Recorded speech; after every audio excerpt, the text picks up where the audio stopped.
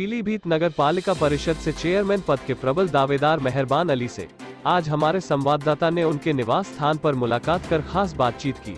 बातचीत के दौरान चेयरमैन पद के प्रत्याशी मेहरबान अली ने नगर पालिका परिषद पीलीभीत के विकास के बारे में चर्चा करते हुए कहा कि आज से 20 साल पहले नगर पालिका परिषद क्षेत्र के जो हालात थे वही हालात आज भी ज्यों के त्यों है, जिसके लिए सभी जनप्रतिनिधि पूरी तरह जिम्मेदार हैं।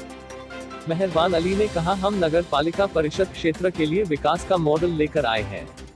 शहर की जनता ने हम पर भरोसा किया तो हम नगर पालिका परिषद पीलीभीत को विकास के मामले में महानगर क्षेत्रों के बराबर पहुंचाने का कार्य करेंगे।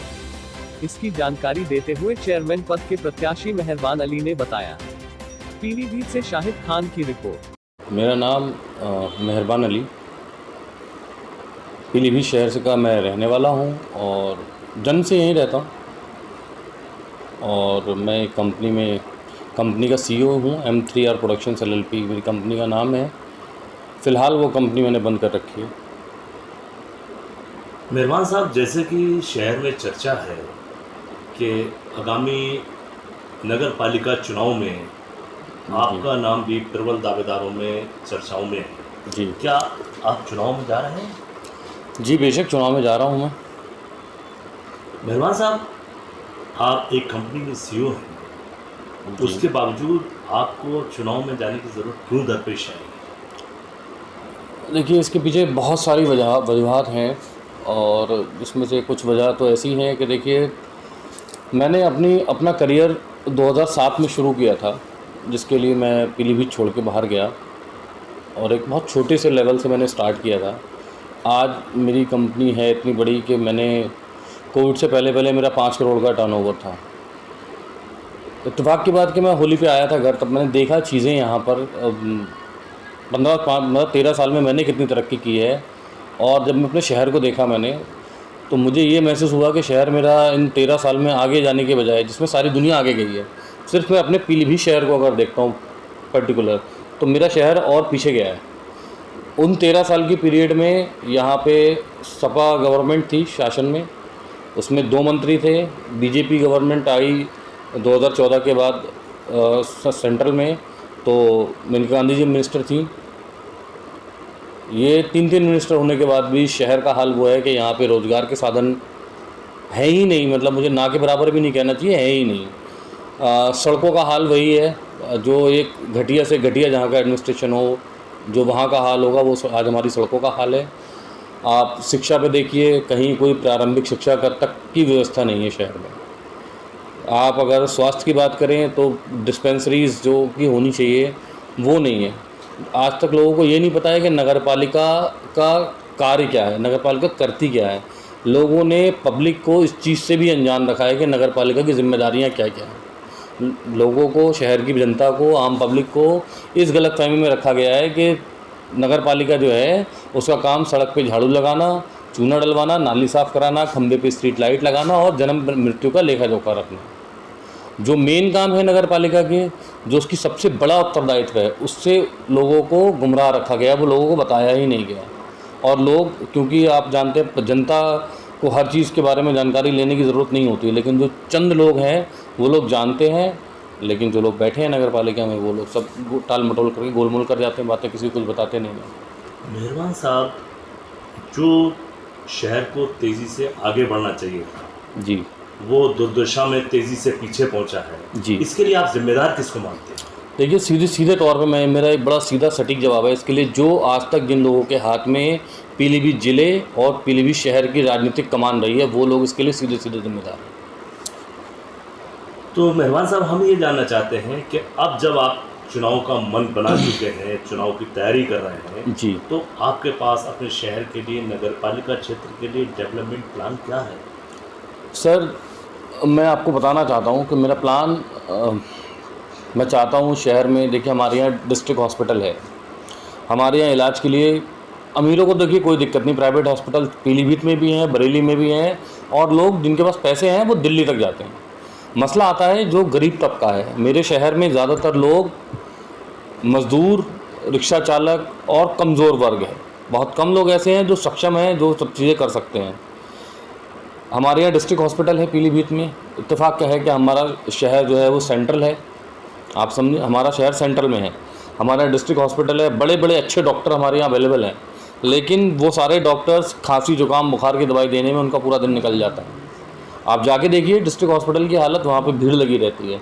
आज तक नगर पालिका को ये जिम्मेदारी का एहसास नहीं हुआ कि वो शहर में 27 वार्ड 42 मोहल्ले, इन 42 मोहल्लों और 27 वार्ड में उनको क्या 27 की जगह वो 10 डिस्पेंसरीज नहीं खोल सकते कि जो डिस्ट्रिक्ट हॉस्पिटल का लोड कम हो, जो वहाँ के काबिल डॉक्टर, जो MBBS MD किए हुए डॉक्टर, PhD किए हुए डॉक्टर्स जो खांसी जुकाम की दवाई दे रहे हैं, वो लोग बड़ी गंभीर बीमारियों का इलाज करें। गरीब जनता कहाँ जाएगी इलाज कराने?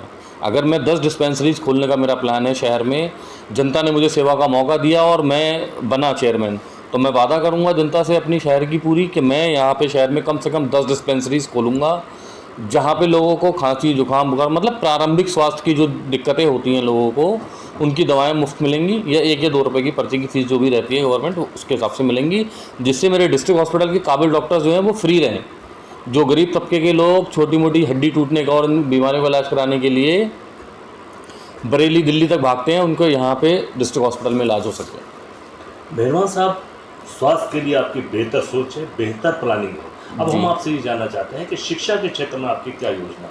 देखिए, शिक्षा का भी वही है, प्रारंभिक शिक्षा नगर पालिका की जिम्मेदारियों में से एक काम है। मुझे याद है, मैं खुद एक सरकारी स्कूल में पढ़ा हूँ, जो कभी एक ज़माने में हुआ करता था, होलीवाला चौराहा मोहल्ला मोहम्मद वासिल में प्राथमिक विद्यालय। वो प्राथमिक विद्यालय आज पता नहीं कहाँ है, बिल्डिंग उसकी खस चुकी है। मैं गया था, मैंने देखा, उस विद्यालय का किसी को पता नहीं। इस तरह से बहुत सारे विद्यालय शहर के गायब हो चुके हैं, कहते हैं ना कि लुप्त हो चुके हैं, उनका पता ही नहीं है कि वो कहाँ चल रहे हैं। शहर में गिने चुने स्कूल चल रहे हैं, वहाँ पे क्वालिटी एजुकेशन के नाम पे सिर्फ बच्चों को मिड डे मील दिया जाता है, पढ़ाई के नाम पे कुछ भी नहीं मिलता। जो आपका शहरी क्षेत्र है जी, यहाँ की बड़ी गंभीर समस्या है, जो अक्सर घंटे 2 घंटे की बारिश में जल भराव की समस्या है, इसके लिए क्या योजना है? सर देखिए, जल भराव सिर्फ एक तरह से दूर हो सकता है अगर हम अच्छे इंजीनियर्स, अच्छे आर्किटेक्ट्स हमारे अगर शहर का ड्रेनेज सिस्टम बनाएंगे तब।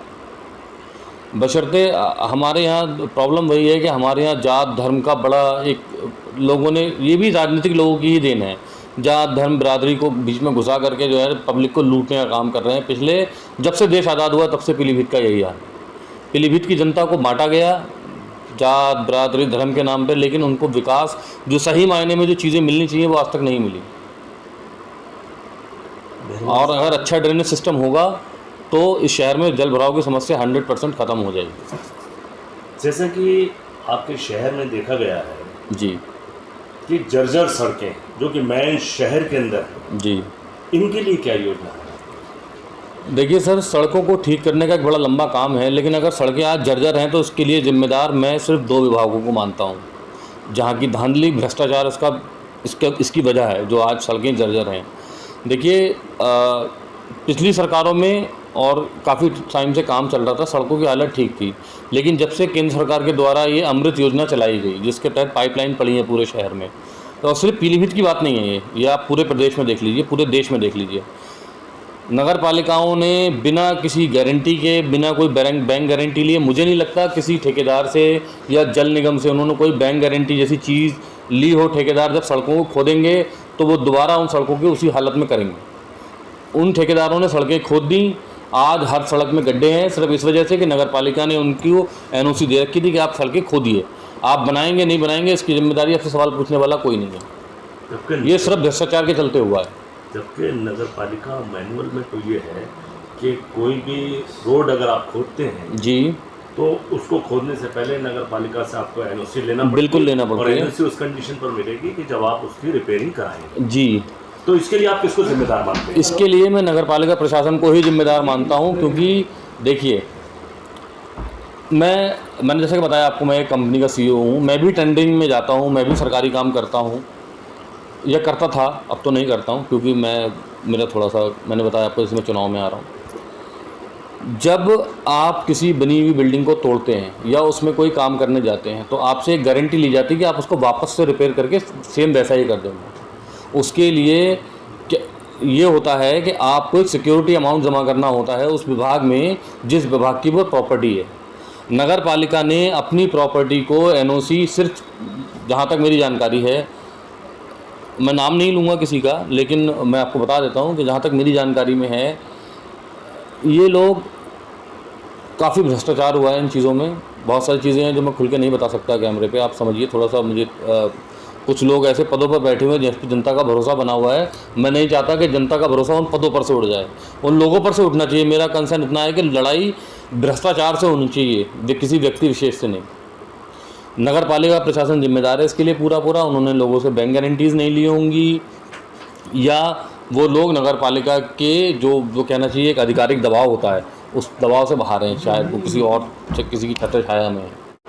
सर ये बताइए कि तमाम मुद्दों पर आपने फोकस किया जी। अब हम आपसे ये जानना चाहते हैं कि शहर में जो सड़कों की बदतर हालत है, पेयजल व्यवस्था बिगड़ी हुई है, स्ट्रीट लाइट की व्यवस्था बद से बदतर है जी, और तमाम जो सरकारी योजनाएं हैं उनका लाभ पात्र व्यक्तियों को नहीं मिल पा रहा है जी। तो इसके लिए क्या रणनीति बनाई है? सर देखिए, इसकी रणनीति मैंने ये बनाई है कि जैसे कि एक प्रोसेस होता ही है, पात्र और अपात्र को चेक करने के लिए बहुत सारे अलग अलग विभाग के लोगों की ड्यूटी लगाई जाती है कि आप देखिए, जैसे कि कोई लोन की व्यवस्था योजना चल रही है कि अभी सेंट्रल से और स्टेट गवर्नमेंट से लगभग 1.5 दर्जन के आसपास योजनाएं आई हैं जो लोगों को आगे बढ़ाना चाहती हैं, उनको अपनी जीविका चलाने के लिए ज़्यादा अवसर देना चाहती हैं। लेकिन कहीं ना कहीं वो सारी योजनाएं काम ना करने का जो लोगों में एक चलन हो गया है कि काम ना करें, उन चीज़ों से बचने के लिए शायद वो योजनाएं आज तक ज़मीन पर उनका क्रियान्वयन नहीं हो पाया। मैं कोशिश करूँगा उन सारी योजनाओं को ज़मीन पे लेकर आऊँ और लोगों तक उनका फ़ायदा पहुँचे। और जहाँ तक पेयजल की आपने बात की, तो अमृत योजना चल रही है और जो नगर पालिका की जिम्मेदारी बनती है उसमें पूरा काम करेंगे, अपना उसको ठीक करने की कोशिश करेंगे बेहतर से बेहतर। जो क्षेत्र में जर्जर सड़कों की हालत है, गली मोहल्लों में ज़्यादा जर्जर हालत है, उसके लिए क्या योजना? देखिए, योजना उसके लिए देखिए नगर पालिका का एक लिमिटेड हिस्सा होता है, लेकिन उसको काफ़ी हद तक बढ़ाया जा सकता है। हमें अच्छा एक प्रस्ताव बनाना है, शासन के पास लेके जाना है और हमें बतानी है हमारी समस्या क्या है। शासन सरकार हमारी समस्याओं के निवारण के लिए बैठी है। हम कोशिश करेंगे सरकार से सारा काम, सारी फंड्स इकट्ठे किए जाएं और पूरे शहर की हर एक सड़क को ठीक किया जाए। आप हमारे चैनल के माध्यम से जी, नगर पालिका क्षेत्र की जनता को क्या संदेश देना चाहते हैं? मैं ये संदेश देना चाहता हूँ नगर पालिका पीलीभीत की जनता को कि देखिए, आप लोगों ने पिछले 25 साल से देख रहे हैं, 15 साल से तो हमारे ये भाई साहब बैठे हैं, प्रभात जायसवाल साहब, और उनसे पहले भी जो चेयरमैन रहे। आपको नाली, सड़क, लाइट का वादा किया गया, लेकिन आज भी आप देख रहे हैं सड़कों की हालत जर्जर है, नालियों में पानी भरता है, बरसात होती है पूरे शहर में पानी भर जाता है, खंभों पे स्ट्रीट लाइट्स नहीं है। लेकिन इसके अलावा भी बहुत सारे काम हैं नगर। मैं आपसे वादा करता हूँ, अगर आप लोगों ने मुझे मौका दिया, पीलीभीत की जनता ने, तो मैं कोशिश करूँगा हर एक चीज़ को बेहतर करने की। आप देखेंगे 5 साल में, आने वाले 5 साल के कार्यकाल में शहर का नक्शा बदला हुआ आपको नज़र आएगा। विकास बाकायदा सड़क पे नज़र आएगा आप लोगों को, काम क्या होता है, किस तरह से किया जाता है। युवा सोच, युवा जोश के साथ चले तो बहुत कुछ किया जा सकता है। सर, आपका ड्रीम प्रोजेक्ट क्या है?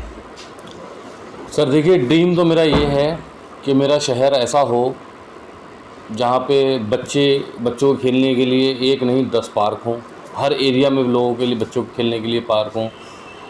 बड़े बुज़ुर्ग जो मेरे मॉर्निंग वॉक के लिए निकलते हैं, बहुत से लोग इवनिंग वॉक के लिए, उनके लिए अच्छी रोड स्ट्रिप्स हों, पटरी हों, साइडों में फुटपाथ जिनको कहते हैं बड़े शहरों में, वो होनी चाहिए। मेरे शहर में लोगों के पास अच्छे रोज़गार के साधन हों। शहर में एक मसला है, एक शुगर फैक्ट्री है हमारे यहाँ, उस शुगर फैक्ट्री को शहर से बाहर जाना चाहिए। मैं चाहता हूँ वहाँ पे कोई अच्छा शॉपिंग कॉम्प्लेक्स या कोई ऐसी चीज़ का वहाँ पे निर्माण हो जो शहर की तरक्की में 4 चांद लगाए। स्वास्थ्य व्यवस्था बहुत ही अच्छी होनी चाहिए, शिक्षा की व्यवस्था अच्छी होनी चाहिए, जब लोग यहाँ आए, कोई बाहर का आदमी यहाँ आए, मैंने एक दिन अगर आप मेरा कभी सोशल मीडिया अकाउंट अगर चेक करेंगे तो मैंने आप देखेंगे मैंने लिखा है, हमारे यहाँ जो इस टाइम डीएम हैं पुलकित खरे साहब, उन्होंने बड़ी अच्छी कोशिशें की हैं, शहर को कुछ चीज़ें कुछ बदलाव किए हैं, लेकिन ये बदलाव बहुत देर से हुए हैं। ये बदलाव अब से 20 साल पहले हो जाने चाहिए थे शहर में, लेकिन नहीं हुए। ठीक है, मेरा ड्रीम प्रोजेक्ट है कि वो जो बदलाव नहीं हो सके हैं, जो भी कर सकता हूँ मैं सब करूँगा। ये शहर एक आइकॉनिक शहर के नाम पे जाना जाए, क्योंकि tiger reserve, Pilibhit tiger reserve अपने आप में एक पहचान रखता है, और ये शहर पीलीभीत उस टाइगर रिज़र्व की एंट्री पॉइंट है। ये इतना खूबसूरत होना चाहिए कि लोग आके यहाँ पे रुकने की ख्वाहिश रखें दिल में, जब यहाँ से जाएँ तो एक सपना लेके जाएँ कि पीलीभीत जगह कोई है, हम वहाँ जाएँगे।